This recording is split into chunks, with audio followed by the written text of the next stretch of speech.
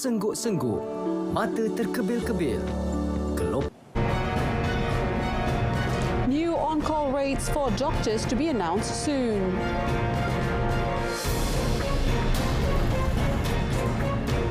Government to discuss forming committee for online safety.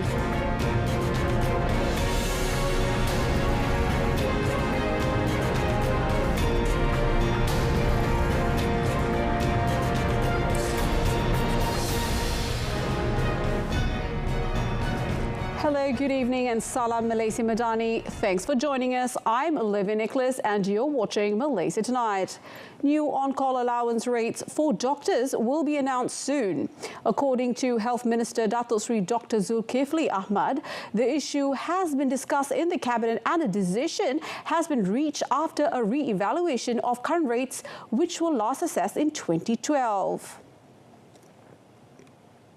Kita telah bincangkan dalam postcap, kita ada satu kaedah untuk melihat semula perkara itu, ya, tentang active call, passive call. Saya kira perkara itu boleh, saya sudah lihat penyelesaiannya. Dalam waktu yang terdekat kita akan menerbitkan press release kami, ya. Jadi, just wait, MB patient. DG sebenarnya akan menerbitkan press release tentang allowance on call itu. He said this to reporters after officiating the Liver Cancer Awareness Day in the nation's capital today. Previously, Deputy Health Minister Dato' Luka Nisman Awang Sauni had announced at Dewan Negara that the ministry was committed to examining the issue of on-call allowances for doctors. He said following several town halls conducted by the ministry with medical officers, various suggestions have been put forth to the Public Services Department, JPA, for the increase in on-call allowances. In November, the Health Ministry announced that it would maintain the current on-call allowances for doctors as it was considered sufficient due to other existing allowances provided. Inspector General of Police Tan Sri Razaruddin Hussain today did not deny that low salaries and individual attitudes are among the contributing factors to police officers and personnel being involved in corruption. He said that apart from those factors, several other factors need to be looked at to produce officers and members who are clean and have integrity. He said he would not stop any party from lodging a report even against him in case he violates laws or regulations. Sekiranya mana-manalah pegawai polis termasuk diri saya. Saya pun polis. Termasuk diri saya, sekiranya saya melanggar undang-undang, saya tidak mengikut peraturan, laporkan. Kita tak mau kondon apa yang pegawai anggota kita ataupun diri saya sendiri buat. Laporkan kalau tak betul. Laporkan supaya kita boleh menyiasat. He said this to reporters after a walkabout at the Pandamaran morning market in Kelang today. Tan Sri Razaruddin said that the salaries of police personnel vary based on the living standards in the areas they are stationed in.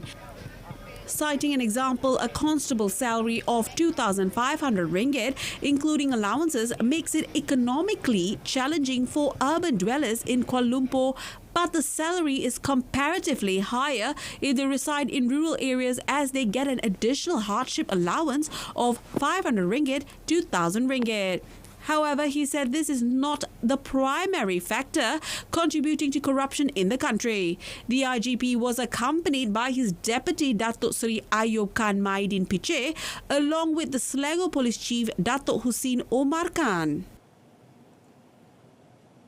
The implementation of a technical committee involving online security issues, particularly relating to children, must be established on all media social platforms. Communication Minister Fahmi Fadil said the safety of children is the government's priority, with one focus being to ensure compliance with existing laws on social media.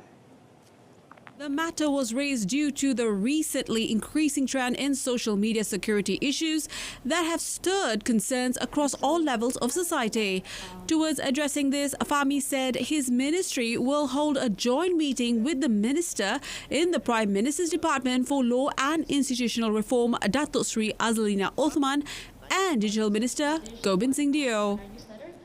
Saya risau keselamatan bagi kanak-kanak. Jadi insya-Allah dalam masa terdekat kita akan selaraskan di antara beberapa kementerian untuk melihat dari segi perundangan apa yang mungkin perlu kita pinda ataupun kita wujudkan dan tindakan-tindakan yang perlu kita ambil sekarang. Furthermore, a meeting with various social media platform operators will be done in the near future to discuss rampant online security issues. Parents and guardians must also play a crucial role in educating and supervising their children's online activities. The Education Ministry will discuss on issues pertaining to the ownership of TikTok accounts involving children below the age of 13. A meeting with the Communication Ministry will be held to address all factors related to the issues. Minister Fadlina Siddiq said the relevant ministries must first seek coordination between all parties concerned before issuing guidelines. Itu kita minta nanti penyelarasan daripada Menteri Komunikasi lah, sebab saya ingat saya perlukan juga dapat maknanya maklumat penuh daripada beliau dan pedoman daripada beliau supaya kita pun boleh tengok apa kesan dan impak dia kepada anak-anak kita lah. Dan saya pasti ada garis panduan yang perlu dipatuhi bagi memastikan maknanya kawalan itu berlaku khususnya daripada ibu bapa. Meanwhile, influencers are reminded to self-regulate and be careful when handling podcasts or uploading content on social media so as not to have a negative impact on the community, especially children. The government would carry out monitoring periodically and study any action that needs to be taken. On another matter, Fadlina said the ministry will open 129 more preschool classes nationwide this year to provide opportunities for more children to receive early education. She said there are currently 9,909 preschool classes nationwide involving more than 200,000 students.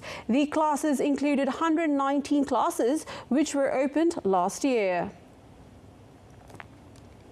Perluasan prasekolah KPM berlangsung setiap tahun kerana permintaan yang terlalu tinggi, dan kita nak pastikan bahawa pendidikan percuma di peringkat prasekolah, isu-isu berkaitan dengan malnutrisi, intervensi murid keperluan khas kita dapat buat daripada peringkat awal. She was met by reporters after opening a program involving the Community Development Department's KEMAS kindergartens in Bayan Lepas today. Yesterday, Fadlina said the ministry had set up a special task force to streamline and standardize preschool reforms in the country. She said that the ministry's agenda is to ensure that the curriculum and also preschool-related issues, such as in terms of learning and syllabus, can be coordinated under the ministry. Police confiscated drugs worth 3 million ringgit and arrested 440 individuals during a statewide sting operation last week in Johor. Johor Police Chief Commissioner M. Kumar said the operation was conducted under Ops Tapis from the 29th until the 31st of January. Also arrested was 49 people on the wanted list, 30 drug pushers and 2 civil servants. Commissioner Kumar added a total of 513 people were inspected throughout the operation, and from there 440 people have been arrested for various drug offences. Briefing reporters today, he said all those arrested were aged between 18 and 70. Commissioner Kumar also said 340 individuals were arrested during a statewide joint operation with the National Anti-Drug Agency AADK. He added that drugs worth 39,060 ringgit were confiscated during a 24-hour operation on the 2nd of February.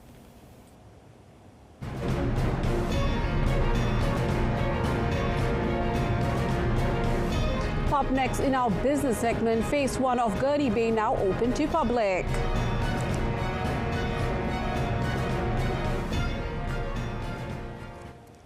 All housing developers in Malacca, especially those involved in the construction of new projects, are required to have low and medium low-cost houses in their projects. Malacca Chief Minister Datuk Sri Abdul Rauf Yusof said this new requirement is made to ensure those in the B40 group are not left out from enjoying comfortable and affordable housing development.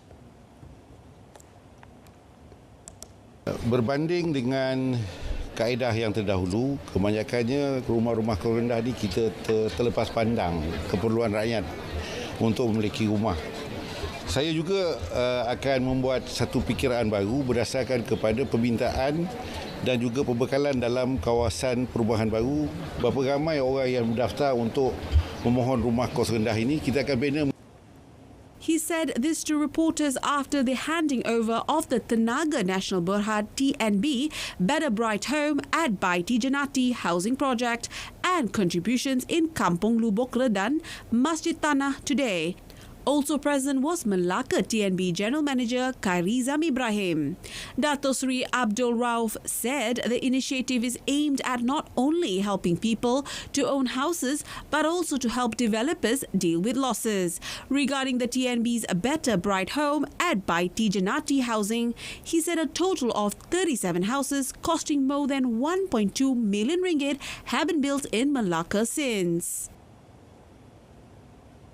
Pulau Pinang today rolled out its latest attraction, the Gurney Bay. The Gurney Bay project, valued at more than 200 million ringgit, is divided into two phases.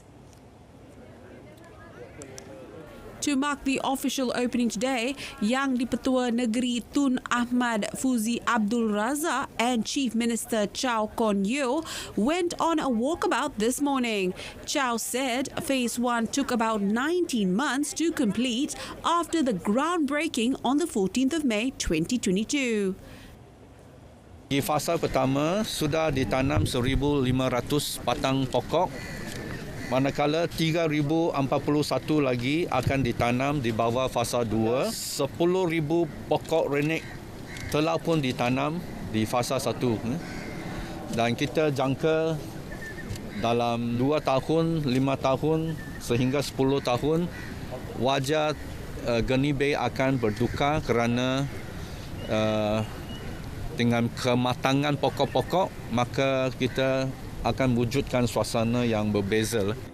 The second phase progress is at 40% and is expected to be completed in mid-2025. He hoped the people of Pulau Pinang will embrace the project and enjoy the space with their families. Tenaga Nasional Berhad TNB has embarked on a joint study with Japan IHI Corporation to pioneer small-scale coal-firing project at its two thermal power plants in Lumupera and Porikson, Negeri Sembilan. The utility firm said it is undertaking the project through wholly owned subsidiaries TNB Power Generation, Sdn Berhad, and TNB Fuel Services, Sdn Berhad. IHI has extensive experience in converting conventional fuel to carbon-neutral fuel, including biomass and ammonia at several plants of its clients in Japan, Malaysia and Indonesia.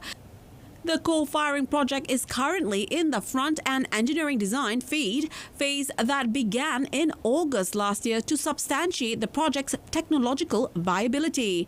The feed phase is expected to be completed in April this year, while the initial stage coal-firing is expected to take place by the third quarter of 2026 after plant modification works. This includes finalizing technical specifications, determining carbon emissions, offset and fuel procurement strategies, and assessing the feasibility of chosen technologies. This development aligns with TNB's ambitious 2050 net zero goals, marking a substantial reduction in carbon emission intensity. The Cooperatives Commission of Malaysia, SKM, recorded a total of 1,001 new cooperatives nationwide last year. Entrepreneur Development and Cooperatives Minister Dato' Iwan Benedict said this number reflects the community's awareness of the importance of cooperatives, because in previous years only about 600 to 700 new cooperatives were registered annually. The Entrepreneur Development and Cooperatives Ministry, KUSKOP, through SKM and the Cooperative Institute of Malaysia, ICMA, organised cooperative awareness programs throughout last year. Dato' Iwan believes this has contributed to awareness among the people. He said this when officiating the Cooperative Community Program at the Sepitang district level today. Iwan also expressed hope that the new cooperatives would be able to run their businesses successfully by following good cooperative business governance, protecting members' welfare and contributing to the country's economy. Malaysia Airlines has announced that they will be doubling the frequency of flights for the Trivandrum-Kuala Lumpur route starting on the 2nd of April. This increase means that connectivity to India will increase to 71 flights per week. The decision was made following positive load factor performance and increasing demand. Malaysia Aviation Group MAG in a statement said the airline commenced its inaugural flight to Trivandrum in November 2023, operating 2 flights weekly. The developments also came due to the fact that India remains an integral part of Malaysia's airlines global network. Aside from Trivandrum, the airline currently offers flights from 9 major hubs in India, including New Delhi, Mumbai, Bengaluru, Chennai, Hyderabad, Kochi, Ahmedabad and Amritsar. The Federal Territories Department today earned a spot in the Malaysia Book of Records MBOR with the longest vehicle formation at 50 WP with the involvement of 644 vehicles arranged along 3.35 kilometres. Putrajaya Corporation PPJ President Dato' Fadlun Mak Ujud said that the event was held in conjunction with the Federal Territories Day, involving private vehicles, association vehicles and government vehicles, including motorcycles, sedans, supercars and motorhomes. Kerjasama erat antara agensi kerajaan, swasta dan komuniti wilayah dalam mencapai misi mencipta rekod di peringkat negara melambangkan kejayaan dan kecemerlangan wilayah persekutuan. So ini juga dapat memupuk semangat sense of belonging dalam kalangan warga wilayah dan perpaduan sejagat. So keharmonian dan semangat kebersamaan wilayah warga wilayah yang teguh. He said this when met at the 4-day Putrajaya Open Day, which began on the 1st of February. Earlier, Federal Territories Minister Dr. Zaliha Mustafa received the MBOR recognition certificate from MBOR officer Siti Haja Johor. Meanwhile, Dato' Fadlun said that the number of visitors to the Open Day reached 200,000, exceeding the initial target of 50,000.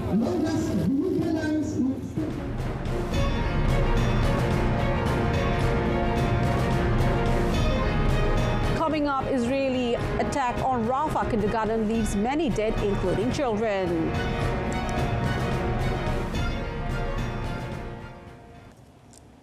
The United States and Britain struck 36 Houthis targets in Yemen on Saturday in a second wave of assaults meant to further disable Iran-backed groups that have relentlessly attacked American and international interests in the wake of the Israel-Hamas war.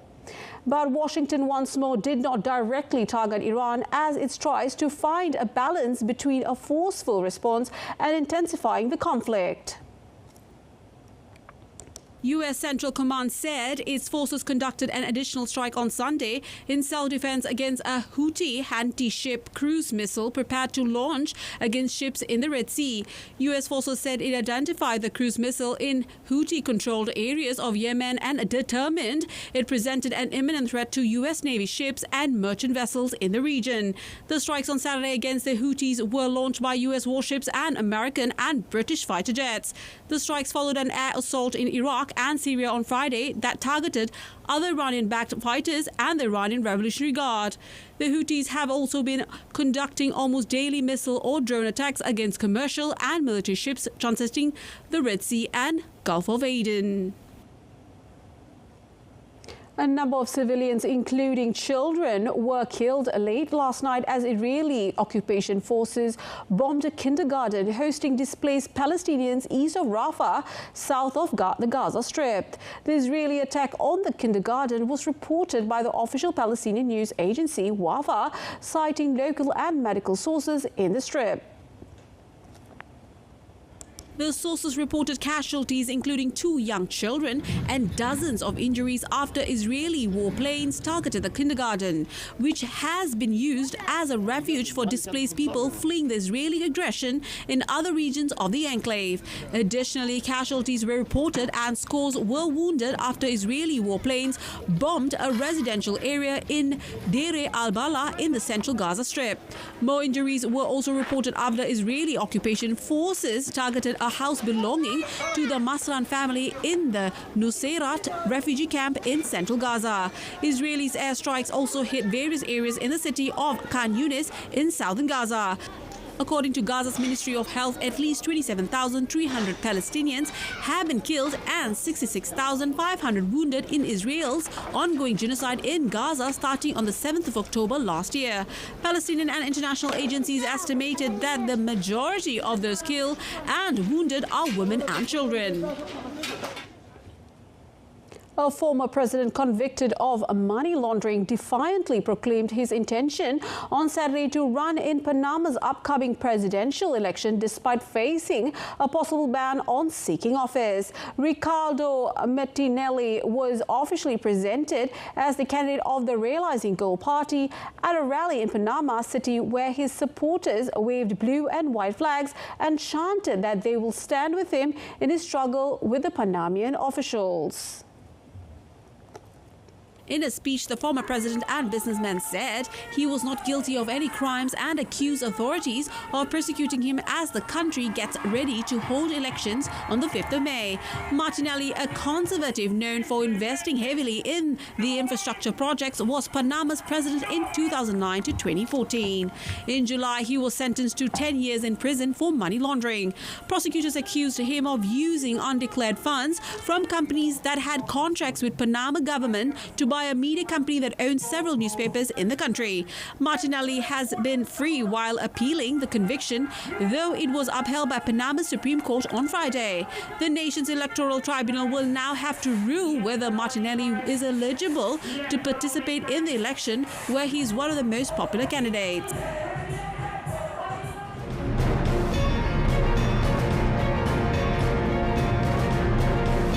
Coming up in sports, Iran and Qatar complete Asian Cup semi-finals lineup.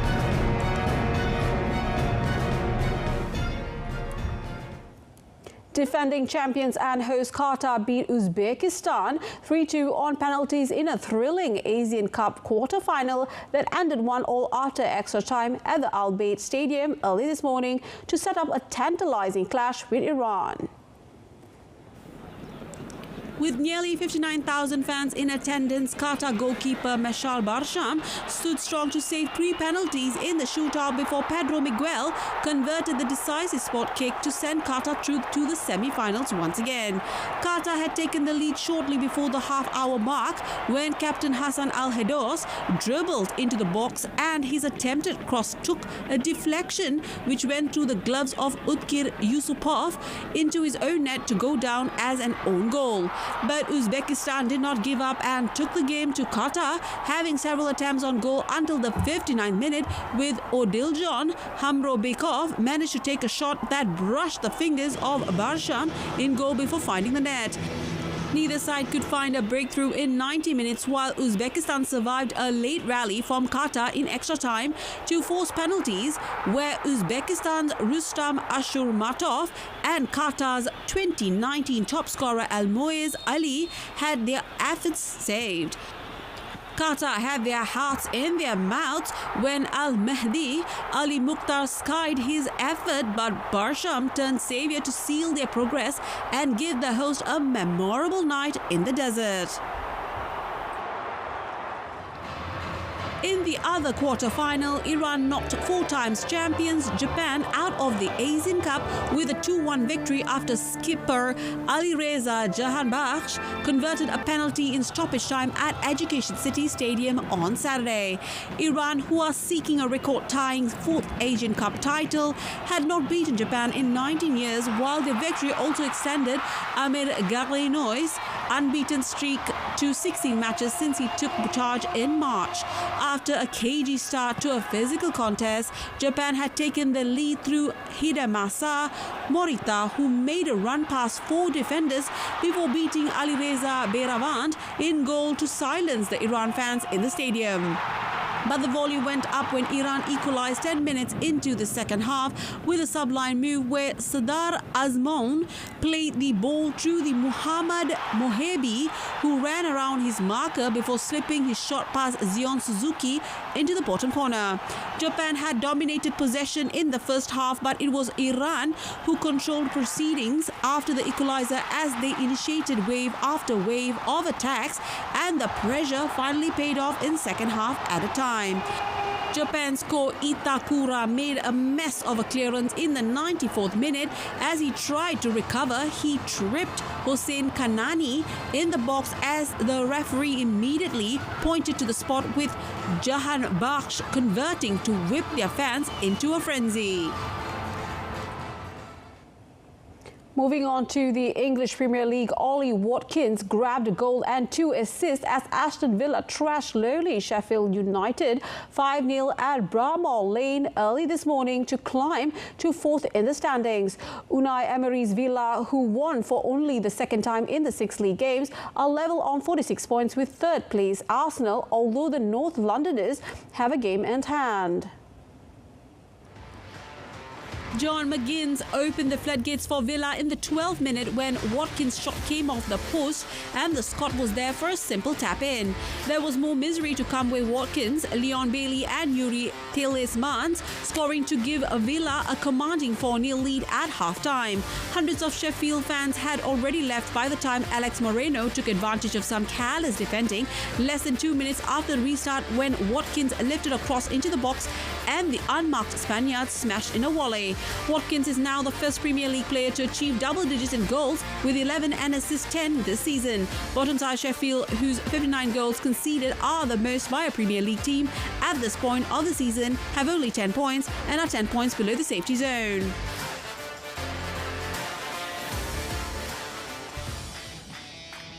Meanwhile, Newcastle fought back from 2 goals down in a rollercoaster 4-4 draw against Luton Town, who stayed just outside the Premier League drop zone. Eddie Howe's team looked set for a comfortable home win when Sean Longstaff put them ahead after 7 minutes, but Luton equalised twice to go in 2-2 at the break. Luton cancelled out Longstaff's opener with a close-range Gabriel Osho header in the 21st minute. Newcastle went back in front 2 minutes later through Longstaff again, but Ross Barkley made it 2-2 with his first away Premier League goal in 3 years. Luton then turned the match on its head in 4 minutes of the second half. Carlton Morris fired the visitors 3-2 up in the 59th minute through a penalty, and Elijah Adebayo made it 4-2 in the 62nd minute. That was a signal for Eddie Howe's men to move up a gear, and Kieran Trippier pulled a goal back in the 67th before substitute Harvey Barnes equalised in the 73rd minute to deny Luton a league double over Newcastle this season. The match hung in the balance to the end with 10 minutes of time ahead of the end of the second half and end-to-end play until the whistle. That concludes this edition of Malaysia Tonight. In our top story, new on-call rates for doctors to be announced soon. Till then, I'm Olivia Nicholas. From the river to the sea, Palestine will be free. Thank you for watching.